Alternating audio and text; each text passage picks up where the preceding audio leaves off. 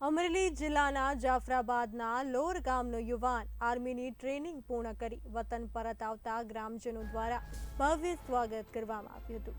જાફરાબાદ તાલુકાના લોર ગામના વિપુલભાઈ જેઓ 6 મહિના ઇન્ડિયન આર્મીની ટ્રેનિંગ પૂર્ણ કરી માદરે વતન પરત ફરતા જેને લઈને ગ્રામજનો દ્વારા ભવ્ય સ્વાગત કરવામાં આવ્યું હતું। આર્મી જવાને માતાજીના દર્શન કરી આશીર્વાદ મેળવ્યા હતા।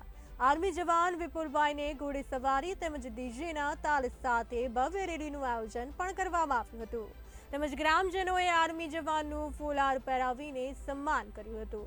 બાબરિયાવાડ વિસ્તાર અને આહિર સમાજનું ગૌરવ એવા લોર ગામના વિપુલભાઈ કલસરિયા ઇન્ડિયન આર્મીમાં SSBની ટ્રેનિંગ પૂરી કરી વતન પહોંચ્યા હતા।